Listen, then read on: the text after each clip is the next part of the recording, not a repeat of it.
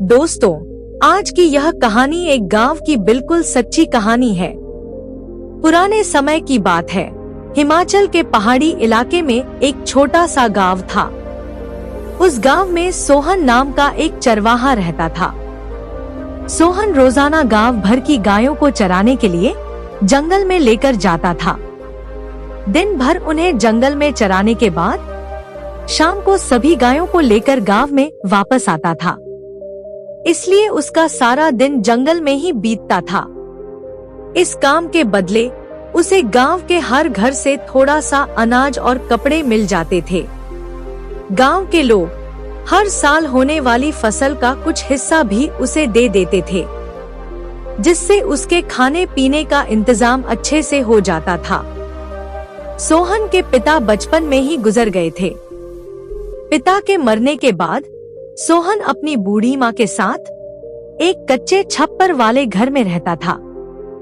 कुछ समय बाद उसकी बूढ़ी माँ भी एक दिन अचानक से चल बसी। अब घर में सोहन अकेला रह गया था, इसलिए अब किसी भी काम में उसका मन नहीं लगता था। लेकिन अपना पेट गुजारा करने के लिए वो फिर से गांव वालों की गायों को चराने जंगल में ले जाने लगा। गर्मियों के दिन थे। ज्यादा गर्मी होने के कारण जंगल में घास फूस लगभग खत्म हो चुकी थी।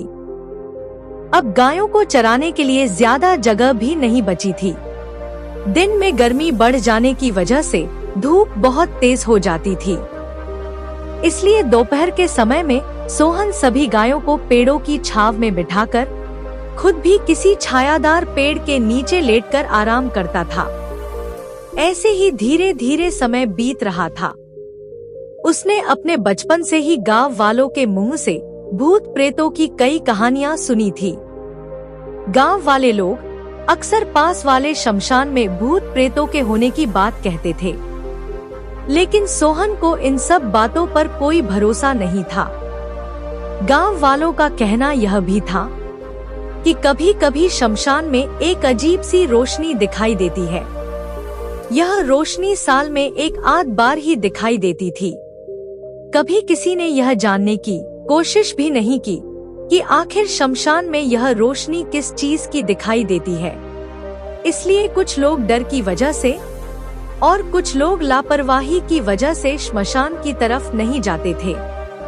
दूसरी तरफ दिन भर जंगल में भटकते रहने के कारण सोहन को किसी भी चीज से डर नहीं लगता था। जिस शमशान घाट की तरफ दिन के समय जाने से भी सभी गांव वाले घबराते थे, सोहन रात को भी बिना किसी डर के उस शमशान घाट की तरफ बड़ी आसानी से चला जाता था। वह कभी डरता नहीं था। एक बार सोहन ने अपनी माँ से उस रोशनी के बारे में पूछा था। तब सोहन की माँ ने उसे अपनी कसम देकर उस रोशनी की तरफ जाने से मना कर दिया था। दोस्तों, उस जमाने में कसम का बड़ा महत्व होता था। कसम के लिए लोग अपनी जान तक दे देते थे, लेकिन अपनी कसम नहीं तोड़ते थे।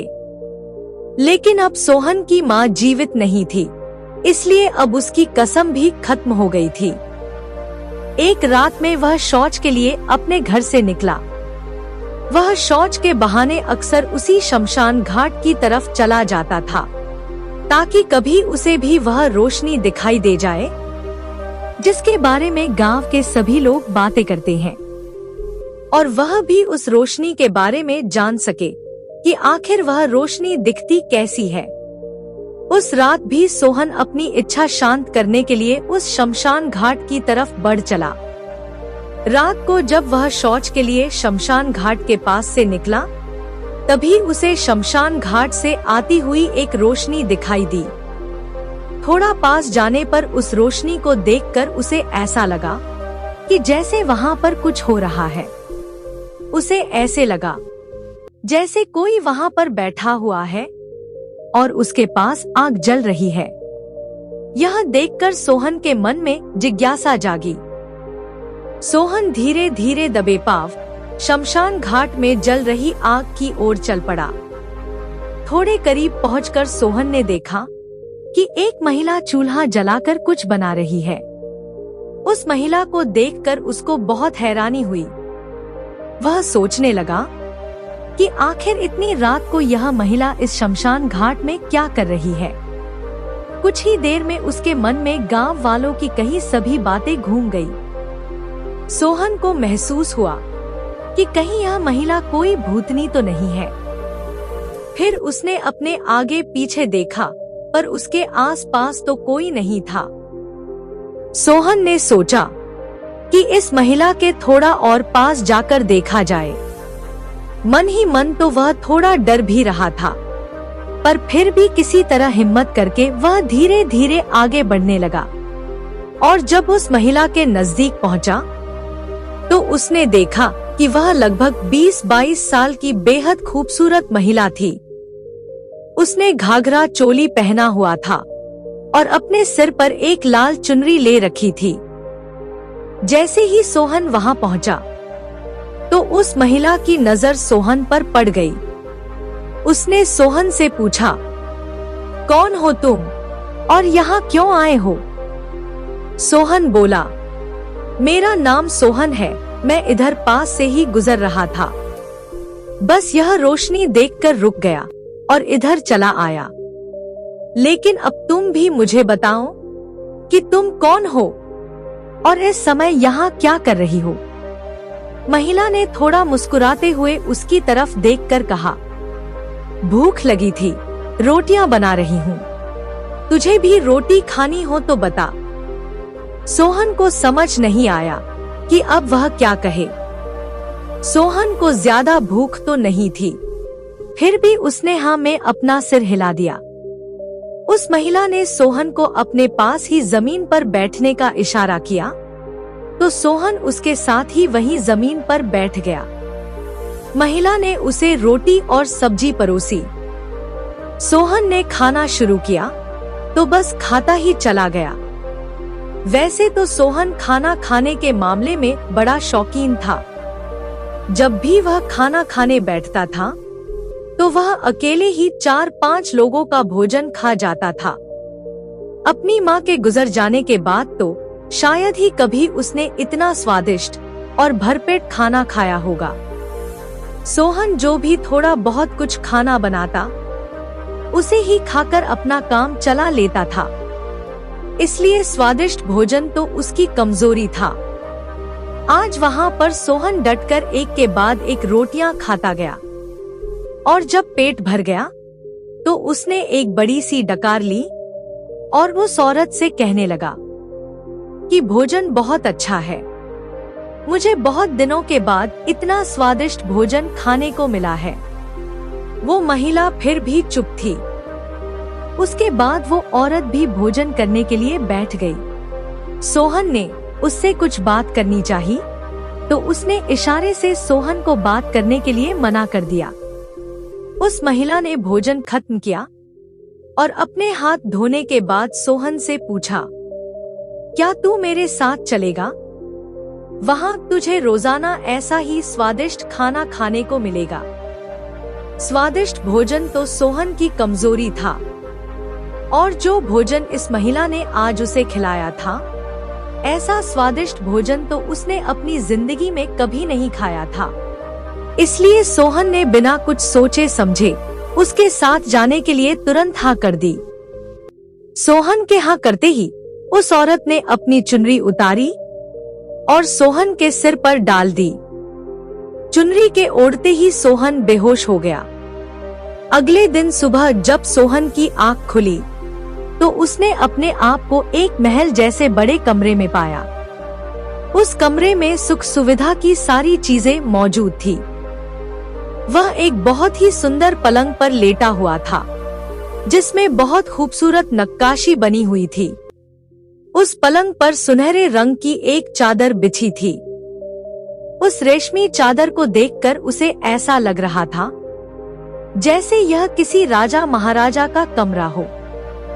सोहन के लिए तो यह सब किसी सपने जैसा था। यह सब देखकर सोहन को यह समझ नहीं आ रहा था कि आखिर वह कहाँ आ गया है। वह सोच ही रहा था, तभी उस कमरे में वह सुंदर औरत आई और सोहन को देखकर खिलखिलाकर हंस पड़ी।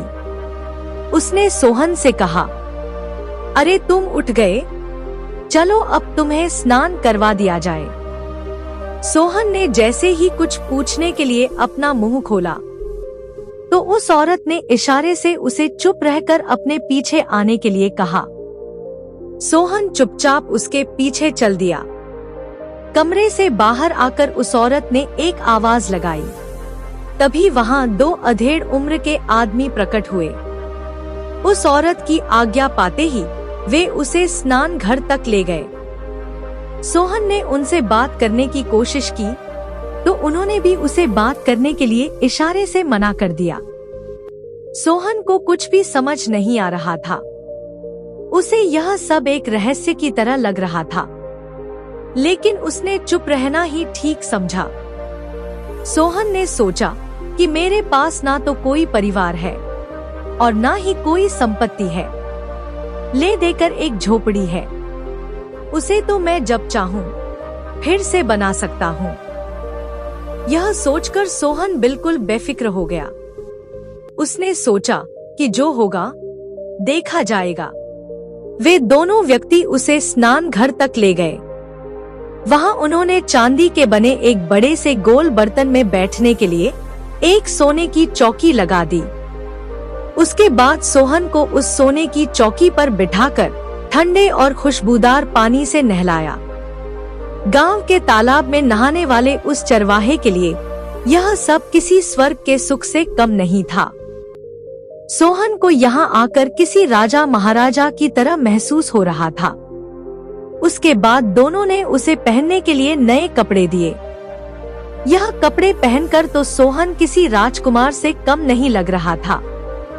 जब सोहन ने अपने आप को आईने में देखा तो अपनी खूबसूरती देखकर उसकी आंखें हैरानी से फटी रह गई।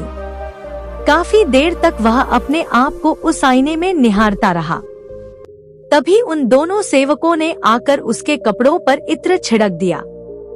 उस इत्र की खुशबू में कुछ ऐसा था जो उसके दिमाग को सुन्न सा कर रहा था। तभी उसे एक मीठी सी आवाज सुनाई दी।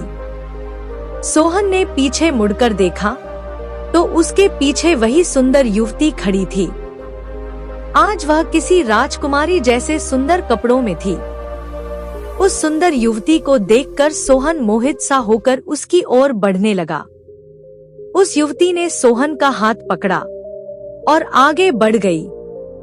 वह सोहन को एक बड़े से भोजन की मेज पर ले गई, जिस पर ढेर सारे तरह तरह के पकवान रखे हुए थे। खाने का सामान देखकर सोहन का मन उन्हें खाने के लिए ललचा उठा। सोहन ने जैसे ही उन्हें खाने के लिए अपना हाथ आगे बढ़ाया, तभी उस युवती ने उसका हाथ पकड़कर उसे रोक दिया। सोहन ने उस युवती की ओर देखा तो उसने कहा, यह सब तुम्हारा ही है, लेकिन इसके लिए तुम्हें मेरी एक शर्त माननी पड़ेगी। सोहन तो भरपेट खाने के लिए कुछ भी करने को तैयार था। उसकी बात सुनकर सोहन ने कहा, ठीक है, मैं तुम्हारी शर्त मानने को तैयार हूँ। तब उस स्त्री ने कहा कि तुम्हें कालू बाबा को हमारे पास लेकर आना होगा। उस युवती के मुख से इस तरह कालू बाबा का नाम सुनकर सोहन हैरान रह गया, लेकिन फिर भी उसने अनजान बनते हुए कहा, यह कालू बाबा कौन है देवी?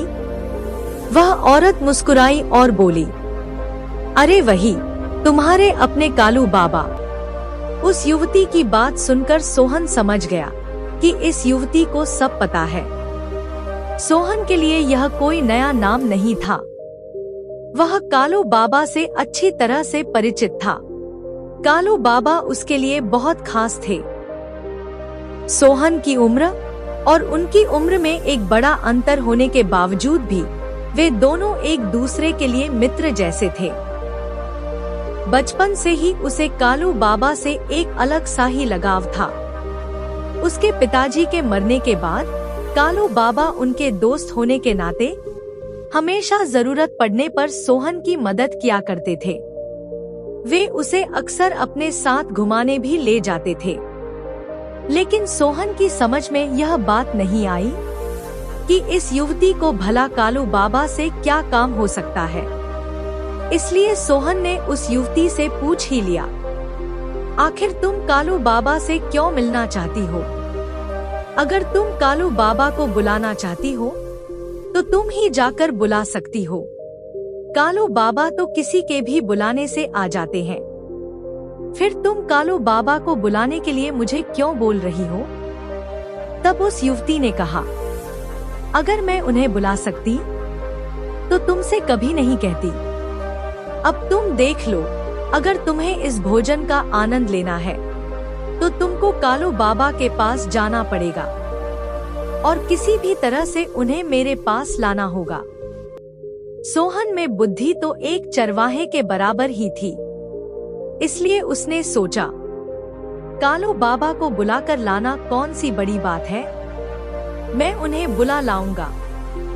हो सकता है कि इस युवती को कोई समस्या हो जिसका हल यह उनसे निकलवाना चाहती हो। यह सोचकर सोहन ने उसे हाँ कर दी। सोहन के हाँ करते ही वह औरत खुश हो गई और फिर से उसने एक आवाज दी। उस युवती की आवाज सुनकर वही दोनों अधेड़ उम्र के व्यक्ति तुरंत वहां उपस्थित हो गए। सोहन के लिए यह एक बड़ी आश्चर्य की बात थी, क्योंकि वे दोनों व्यक्ति अचानक ही गायब हो जाते और अचानक से प्रकट भी हो जाते थे। उस समय सोहन ने इस बारे में ज्यादा नहीं सोचा, क्योंकि उस समय सोहन के लिए उसके सामने रखा हुआ भोजन उनसे ज्यादा मायने रखता था। उसके बाद सोहन खाने की मेज पर रखे भोजन पर टूट पड़ा।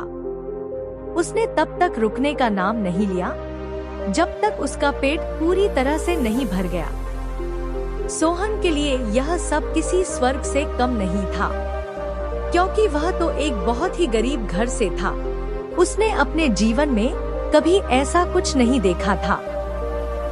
पेट भरने के बाद वह सोचने लगा कि अगर अब सोने को मिल जाए तो कितना अच्छा हो। वह अभी अपने मन में सोच ही रहा था कि वह युवती फिर से वहां प्रकट हो गई और उसने सोहन से खाने के बारे में पूछा तो सोहन ने कहा कि खाना बहुत बढ़िया था। ऐसा खाना तो मैंने आज तक नहीं खाया था। फिर सोहन ने उस युवती से पूछा कि उसे कालू बाबा से क्या काम करवाना है। तब वह औरत बोली कि वह कालू बाबा के पास जाना तो चाहती है, पर वहां जा नहीं सकती।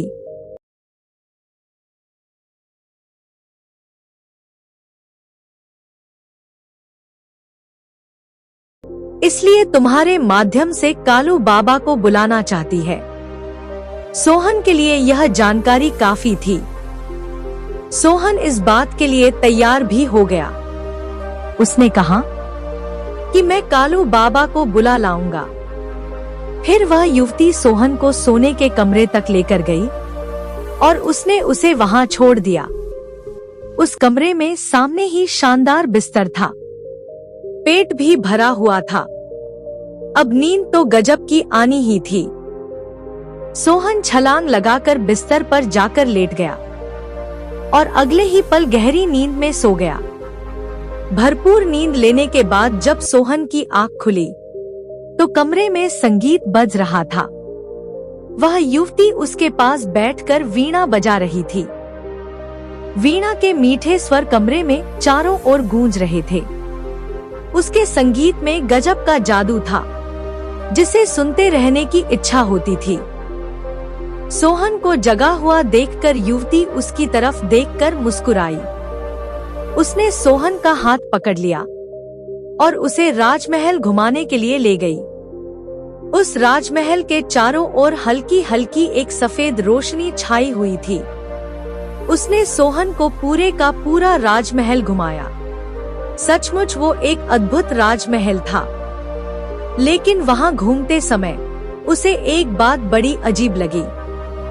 पूरे राजमहल में उसे कहीं पर भी कोई भी व्यक्ति दिखाई नहीं दिया। राजमहल के बाहर एक भव्य बगीचा बना हुआ था। उस बगीचे के किनारे पर एक तालाब बना हुआ था। उस तालाब के बीचों बीच एक छोटा सा कमरा था। बगीचे के अंदर बहुत से सुंदर सुंदर फूल खिले हुए थे।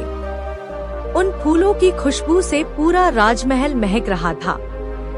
उस बगीचे के अंदर एक छोटे कमरे में जाने के लिए एक पतला सा रास्ता बना हुआ था। सोहन को लेकर वह युवती उस रास्ते से होती हुई कमरे में आ गई। उस कमरे में एक बहुत ही सुंदर बिछौना बिछा हुआ था। उस कमरे में पहुंचकर उस युवती ने सोहन को अपने रूप का ऐसा नजारा दिखाया कि उसके बाद सोहन को कुछ होश ही नहीं रहा। सोहन पूरी तरह से उस औरत के रूप के जाल में फंस चुका था और उसके लिए कुछ भी करने को तैयार था। उस औरत ने मुस्कुराते हुए सोहन से कहा, अब मैं तुम्हें वापस तुम्हारे गांव लेकर चलती हूँ।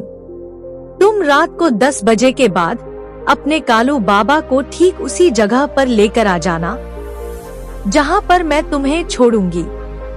सोहन ने हाँ में सिर हिलाया। फिर वह औरत सोहन के पास बैठी और अपनी लाल चुनरी सोहन के सिर पर डाल दी। उस दिन की तरह सोहन फिर से बेहोश हो गया और जब उसे होश आया तो वह अपने गांव के जंगल में नदी किनारे वाले पीपल के पेड़ के नीचे लेटा हुआ था। उसके राजसी वस्त्र गायब थे और उसके पुराने कपड़े उसकी बगल में पड़े हुए थे। यह सब देखकर वह चौंक गया। एक पल के लिए तो उसे ऐसा लगा जैसे किसी ने उसे स्वर्ग से धक्का देकर जमीन पर पटक दिया हो। लेकिन तभी उसे याद आया कि उस औरत ने उसे यहाँ कालू बाबा को लाने के लिए भेजा है। वह जल्दी से उठा और नदी में स्नान करके अपने वही पुराने कपड़े पहने। फिर वह अपने गांव की तरफ चल पड़ा। पर अचंभे की बात यह थी कि जाते समय रास्ते में उसे गांव के कई लोग मिले, लेकिन कोई भी व्यक्ति सोहन की तरफ ध्यान नहीं दे रहा था। सोहन अगर किसी को छूने की कोशिश करता तो उसे सोहन का स्पर्श ही नहीं होता था। ऐसा लग रहा था जैसे सोहन किसी को भी दिखाई नहीं दे रहा था। सोहन के लिए यह बड़ी हैरानी वाली बात थी। उसे कुछ समझ नहीं आ रहा था। उसने सोचा कि अब तो कालू बाबा ही उसकी कोई मदद कर सकते हैं, क्योंकि कालू बाबा एक तांत्रिक थे। कालू बाबा ने आसाम के कामरू कामाख्या देवी के मंदिर से तांत्रिक विद्या सीखी थी। वे अपनी तंत्र विद्या में बहुत ही माहिर थे, पर वे स्वभाव से बहुत अच्छे थे।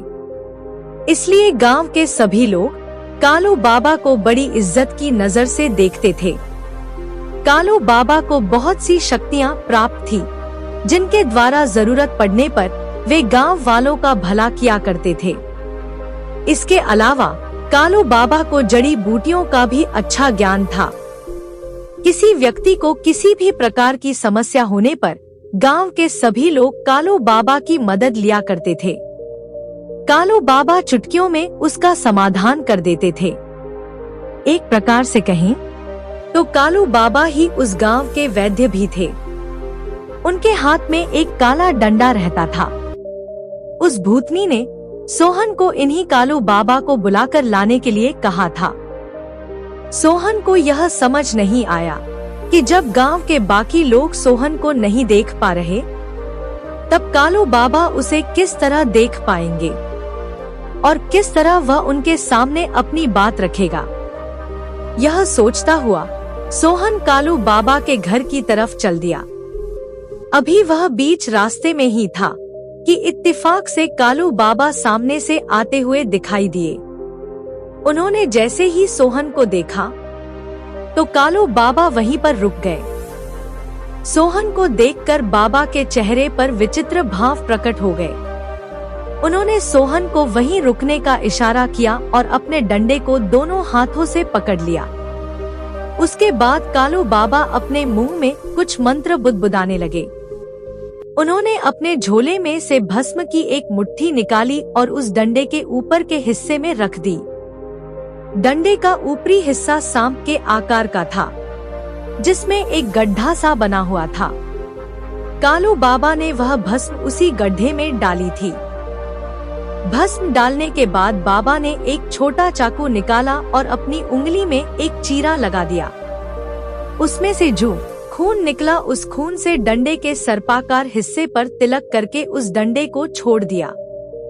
उसके बाद वह डंडा हवा में उछला और उसमें से निकली भस्म ने बाबा की झोपड़ी के चारों तरफ एक घेरा सा बना दिया, जिससे उनकी पत्नी और बच्चे सुरक्षित हो गए थे। उसके बाद उन्होंने सोहन को अपने पीछे आने का इशारा किया और वह तेजी से जंगल की ओर चल दिए। सोहन भी कालू बाबा के पीछे पीछे चला जा रहा था। चलते चलते वे घने जंगल के बीच में पहुंचे, जहां पर एक बड़ा सा खंडहर था, जो देखने में किसी पुराने महल का हिस्सा लग रहा था। सोहन ने अपने बचपन में कई बार जंगल के इस खंडहर को भी देखा था।